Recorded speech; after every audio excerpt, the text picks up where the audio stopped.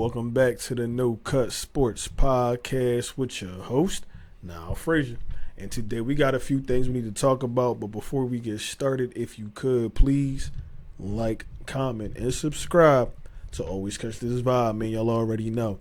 So, Philadelphia Eagles, Big Bird Gang, Fly Eagles Fly. Let's start that off first. But the Eagles are on a tear at this moment in time. I'm sorry about my camera, y'all. My joint a little crooked. But Philadelphia Eagles are on a tear this moment in time.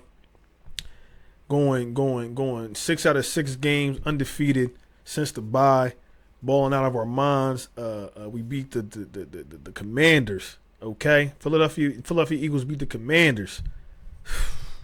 Commanders fans was talking a lot of crap too, man. I ain't gonna lie. Like, I understand, and I feel where they're coming from, because we felt the same way. You know, we've seen Jalen Hurts balling, you know, his rookie year, and then led us to the Super Bowl. So I understand the feeling, but at the same time, you really gotta think to yourself, like, come on, man. Look at the Eagles and the players, the caliber of players that we have, and then look what y'all got with a rookie quarterback. Not to say that rookie quarterback can't do anything, but this was a trap game for them. Vic Fangio loves. He loved them young QBs. I told y'all that. And he was checking it down all night. Quinyon. Shout out to Q, man. And shout out to LB coming up with the Quintana Bay. I want to make sure I give my man his credit, man. I don't want no problem. You feel what I'm saying? But shout out to Q putting everybody in shackles and straight jackets every week. Having them looking crazy. You feel what I'm saying? Because he's a rookie doing this. This is Deion, bro, this is Deion Sanders type stuff right now we talking about. Prime time for sure, bro. Now he don't got the picks to go with it, but he's definitely defensive rookie of the year, or definitely in the running, the talks of it, for sure.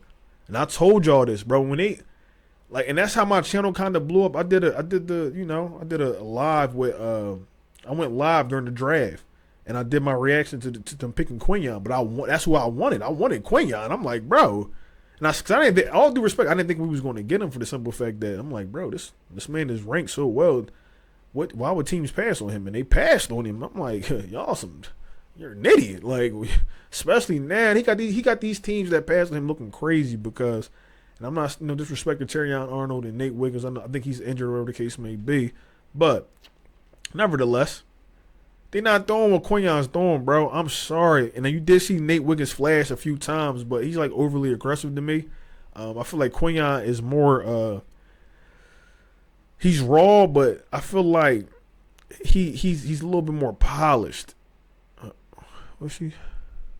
Oh, okay, my fault. But he's a little bit more polished, a little bit, if that makes sense. I think Christian Parker has a lot to do with that, and Darius Slay. Darius Slay talked about, him being like a big brother figure to him, and them getting really close and things like that. And if you remember, Saquon, I always want to call him Saquon. Quinyon, my fault, y'all. But Quinyon spoke to the fact that he mimics his game after, or I won't say mimics, but he pretty much, models his game after Darius Slay, and finds him to be, a great mentor and help to him as he's been in the NFL. So, and of course going against AJ Brown and Smitty every practice to probably do wonders for you. You know what I mean? So, but Quinyon's really been panning out, man. And then my other nephew, that's Neff. That's Neff. Listen, Jalen Carter, that's Neff. Getting busy, bro. Getting busy. I don't understand how they let him, like, how you let Jalen Carter fall and how you let Quinyon fall like that in the draft. Y'all are crazy, but I'm glad we're not. Jalen Carter has been getting it together, man. Like, I'm talking about beating double teams, getting skinny on him. Baldy came out, did the review on his tape, spoke to the fact, how good he's gotten. And then they said that Warren Sapp, so shout out to Warren Sapp, from Apopka, how you say it? Apopka, Florida.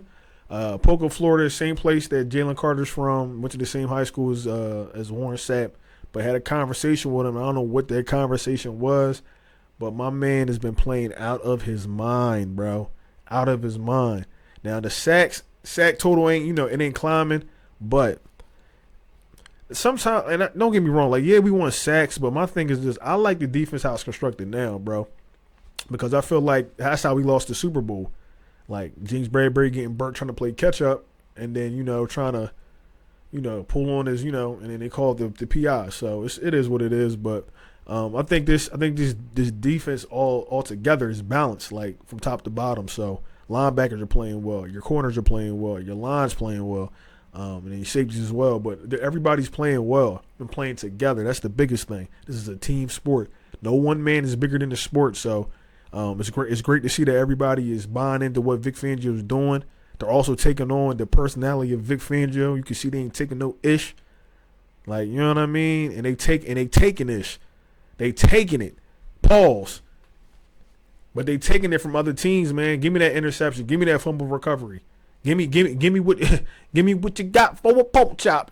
Be stop playing, but you feel what I'm saying? Like they're imposing their will, which they should do because they're the number one defense in the mother loving league, bro.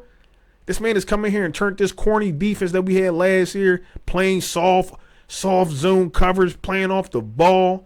Letting my mom get out there on the line and get 60-yard bombs. You crazy. My mom get up, bad back and all, get out there and could have got a touchdown on him.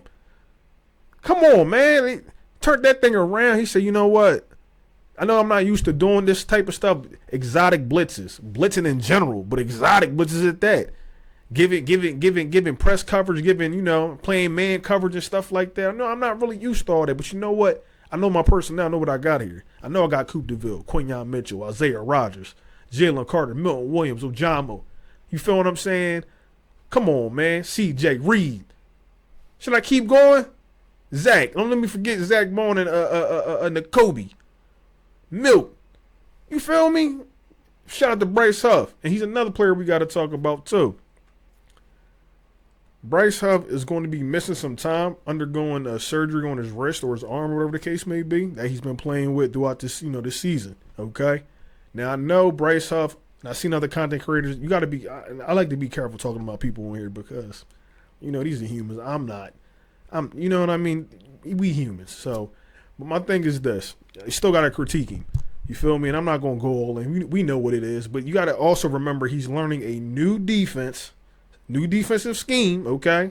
And I had to remind myself this new defensive scheme. It ain't like the man ain't got the talent because there would be no way that he'd popped on Howie's radar or whatever the case is. He got the talent, but he started to come on after his bye week. And I'm really kind of upset that he's not going to be playing because I'm like, damn, was this what I was waiting for?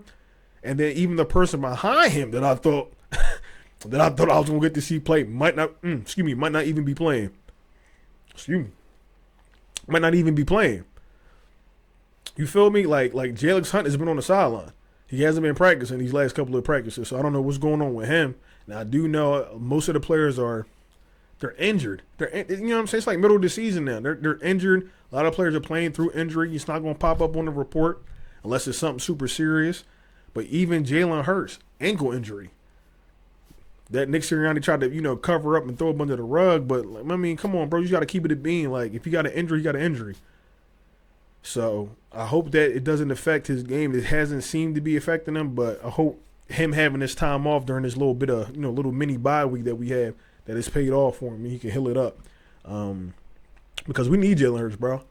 Like, I don't care what don't believe none of what those sportscasters say on them big media sports channels. We need Jalen Hurts. I've seen what this defense, this offense look like without Jalen Hurts, bro, and it's terrible.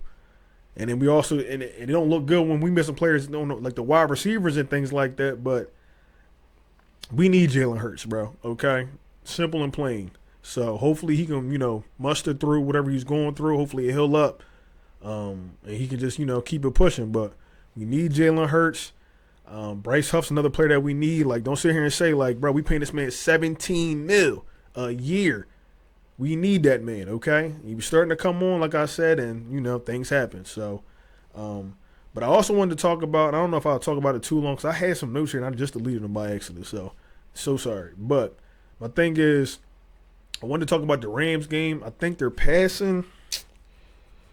Oh god. So their passing defense, I want to say, is ranked number 22, and their rush defense is ranked number 18. I want to say. Correct me if I'm wrong. I just looked them up before I got on here, but so it's kind of like pick your poison with this game. But I do think, as much as we want to probably pass more, I think we still should try and keep and stick with the run, not running Saquon into the ground, but trying to get Will Shipley involved and Kenny G involved a little bit more and a little bit sooner to get some of that workload off of Saquon Barkley, because we're going to need him, bro. We're going to need him. I'm telling y'all, we're going to need all these players. So they can pick their poison, man, or throw it, and Jalen can throw, whatever the case is. But however they playing him, I think we're going to adjust in that way.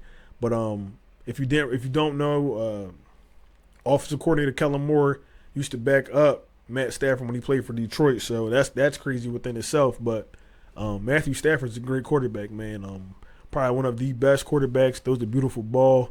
But I do think, and this is one of my hot takes, I think Quinyon Mitchell gets his first interception. I think they're going to try Quinyon Mitchell a couple of times, and I think they're going to try him one time, and they're going to be super wrong, and he's going to take that thing back. Not just intercepted. He might take that thing back, because I don't know if y'all remember Saquon. I mean, I keep calling that man Saquon. Quinyon runs like a 4.21 or something like that. My man got the wheels, okay? So if he can get the interception in some open field, bro, that'd be crazy. And he's been coming out of his shell slowly but surely. You can see it when he's out there on the field, bro. He's a different person, bro. He don't care who you are. He right at you. He right at you, because he know what he gonna do. Put you in hell. Quinyon hell, okay? All night, straight jacket. You feel me? So shout out to my man Q. But yeah, I just feel like, Matt Stafford gonna try to get a little crazy, throw an interception. I do think it's gonna be I think this could be a game where we get a couple of sacks. You know what I'm saying? That's why I was really wanting to see what Bryce Huff was gonna be able to do, because we paid him all this money. He was starting to come along. I'm like, all right, this might be a little game for you. So we'll see, man, how it goes. But Rams are 5-5, bro. Don't get me wrong. They can score at will sometimes, but then other times they're like, just not good. Like they just don't play well. So, but like my thing is just keep running the ball, man. And then them passes will open up, man. It shouldn't be rocket science at this point. Stick to what we've been doing. Try to figure out how to get some points generated in this first half. Keep Jake the Make. Keep him in rhythm or whatever y'all need to do, but keep him right, because we can't keep having these slip-ups, man. This could be a game that and this is one of them teams where this could come down to a field goal. So or any game could be, but I really feel like this could be one of them games, man. So depending on how we play, but yeah, man, it's just great. It's great to see so far, man. The bye week has done us justice. I know we didn't really want an early. Oh God, I know we really didn't want an early bye week, but things happen. I'm glad they happened, because they got a chance to discuss what they've been seeing going on for the first 4 weeks. Taking heed to what that's the crazy part. Taking heed to what the players said and implementing it and then producing the way that it has produced at this point. It's beautiful, man. So you can't be upset. I know we were upset with Nick Sirianni earlier, but good things take time. He's been from aside from some of them questionable plays that he'd be calling in them games, but I think Nick's cool, man. I don't really got no problem with Nick, man. It's just when it comes to interfering with the offense, if it's something that's not working, I know you want to see things, but if it's something that's not working, just let Kellen cook, man. Because we don't know how long we're going to have Kellen either. And I said that last video. How long we going to have Kellen for? We don't know. They asked Jalen that in the press conference today or yesterday. He's like, I don't want to answer that question. I know he don't want to answer, because he thinking the same thing too. I'm like, bro, I just learned 3 new officers in 3 years. This is ridiculous. Like you feel what I'm saying? Like there's no continuity there for him to hit that next stride in his career, and it's sad, because I really do feel like if Kellen stay here, we might be able to, at least make it to a couple Super Bowls, bro. Because, over time you can start installing some newer things. You're used to the offense already. You install some newer things, some newer concepts that jazz the offense up. You know what I'm saying? Something different than the last year. And you go out there and you just, you lay it on thick. Pause. You feel me? So I just think Kellen Moore, if you see this, bro, you might as well just stay here, bro. I don't know exactly what the head coach and market gonna look like next year, but hey yo, Howie, hey yo, Jeffrey Lurie, cut the check, bro. Like, cause I don't know who else we're gonna go get beside him. I don't think Ben Johnson's coming in here unless he's gonna be the head coach, and I don't think he want to be, here honestly because of how we run things. So, who knows? But I like Kellen Moore, man. So far, so good. Jalen Hurts spoke to the fact that he gives them a different perspective of looking at things, which I thought was very interesting choice of words when he said that. A different perspective at looking at things, which I don't know what that exactly means because we ain't scoring in the first half, but hopefully it mean we about to start scoring in the first half this upcoming game, because if you want to make it to the NFC Championship or even the Super Bowl, bro, there's no way you can go a quarter or a half without scoring. That just doesn't work. I don't care how good this defense is. It's not going to be conducive to what we need to do. So, with that being said, man, I'm gonna wrap it up. I do appreciate y'all chilling with me for these last 16 minutes. And with that being said, if you could please like, comment, and subscribe to always catch this vibe. And one more thing, y'all, go Birds, baby. I'ma holla at y'all. Y'all stay safe.